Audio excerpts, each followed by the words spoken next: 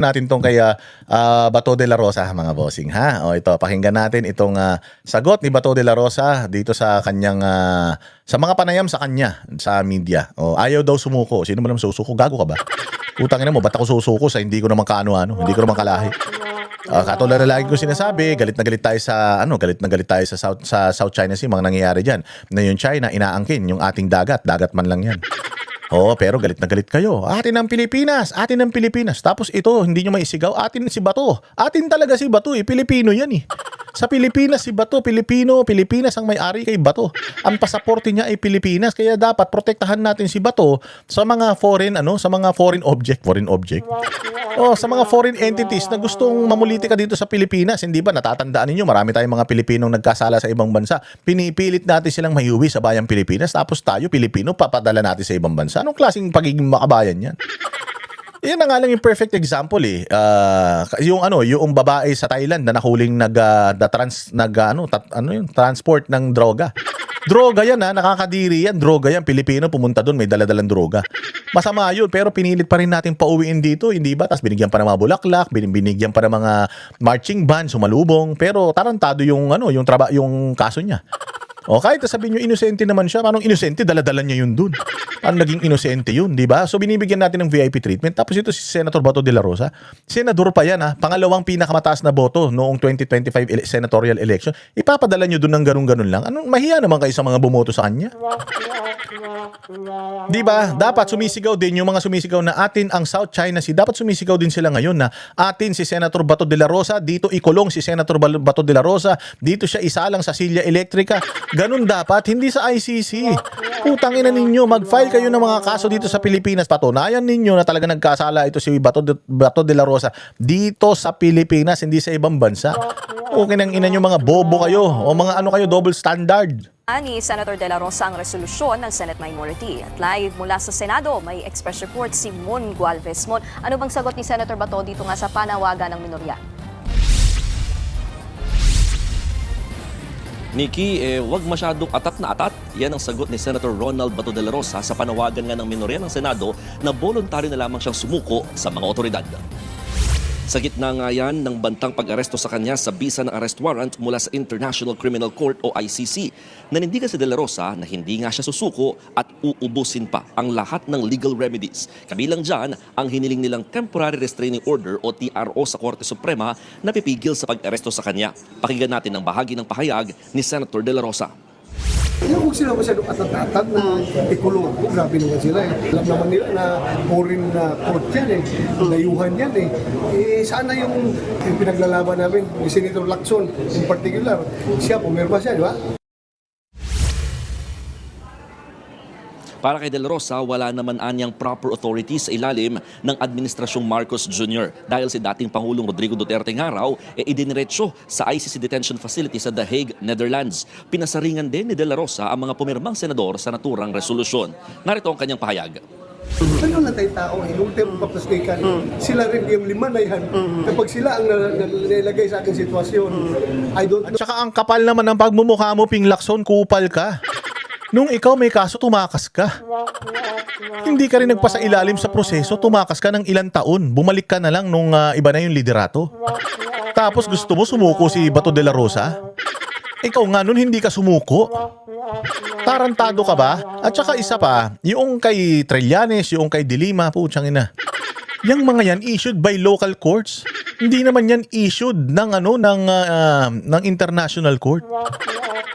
Dahil sigurado ako, kung sila din inisyuhan ng International Court ng warrant of arrest dahil sa mga kademonyo ang ginawa nila, I am pretty sure hindi rin sila papayag na basta sila arestuhin at dalin doon. Put yourself in Bato's position, hindi mo rin gusto na mangyari sa iyon. Gusto mo dito ka sa Pilipinas kasi mas may pag-asa ka dito sa Pilipinas.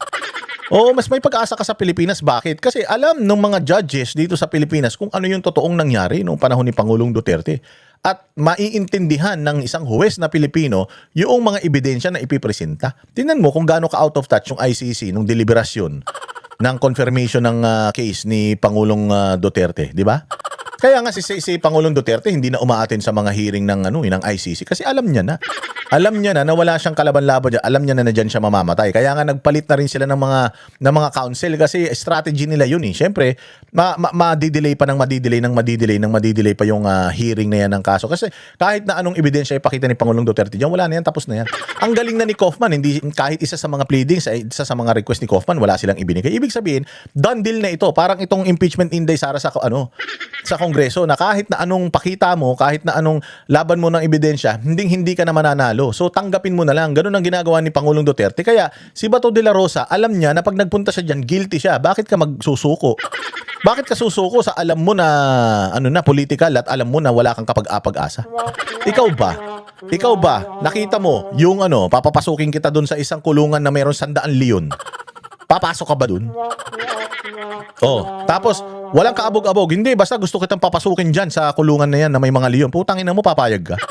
Papayag ka at magdadasal ka na baka sakali maawa sa iyo leon. Hindi yung ganun. Hindi yung ganun. Gagawin mo ang lahat ng makakaya mo para hindi ka nila ipasok dun kasi mamamatay ka dun. O hindi ba? At ito, ganun ang ginagawa ni Senator Bato de la Rosa. He's trying to exhaust all legal remedies. Ibig sabihin, within his rights, nasa karapatan niya yun na i-exhaust lahat ng mga remedyong legal na magagamit niya para hindi siya mailagay doon sa sa kulungan na yun na pulong-puno ng mga leon. Utang ina ninyo, mga bobo kayo pare-pareho. How they will feel pag ako pumirma ng resolution calling for them to surrender. Nikki, sinabi rin ni Senator De La Rosa na hindi madidiktahan ng minority yung mayorya ng senador dito nga sa ibinigay nilang protective custody para sa naturang senador. Nikki? Pero Mon, kung hindi susuko si Senator De La Rosa, hanggang kailan naman ba niya balak manatili dyan sa Senado? Kung sakali ring hindi siya bigyan ng TRO ng Supreme Court, ano bang kanyang plan B? Well, Nikki, nakakadalawang gabi na nga na nananatili dito si Senator De La Rosa sa Senado kung saan siya natulog at talagang nanindigan nga siyang hindi lalabas dito sa naturang Senate compound. Pakinggan natin ang kanyang paliwanag. Pwede na nga ba kung titira dito hanggat senador ako? Yun pa, makasave ako ng gasolina, magbiyahe-biyahe bahay to Senate. Yun lang naman rin ang trabaho ko, Senado. Kung dito ko titira, mas maganda. Yan munang At wag kang mag-alala, Bato de la Rosa, binibigyan ka namin ng go signal. Go! Ituloy mo lang yan. Tumira ka lang dyan hanggang gusto mo. Pumapayag kami mga taxpayers. Total, pera naman namin ang ginagamit kaysa naman ninanakaw lang nito mga hayop na mga hudas na mga taga-gobyerno na ito.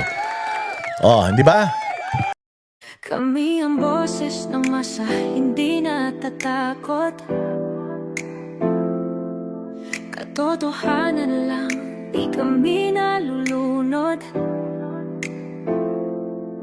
Walang bahid ng sismis, lahat ay totoo. Kahit sino ka pa, pag mali ka babanatan ka.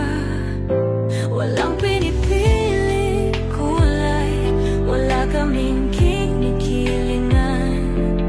Basta para sa bayan, kami lalaban. Pag tama palakpakan, pag mali banatan, di matitinag, di matatakot.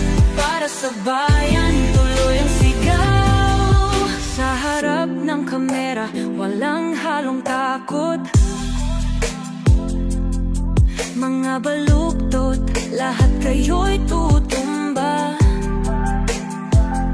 Ang hustisya at totoo, yun lang ang mahalaga. Kahit sinong harang, di kami matitinag. Walang pinipiling kulay, wala kaming kinikilingan. Basta para sa bayan, kami lalaban. Pag tama palakpakan, pag mali banatan, di matitinag, di matatakot. Para sa bayan, tuloy ang sigaw. Kung nasa tama ka, ikaw ay aming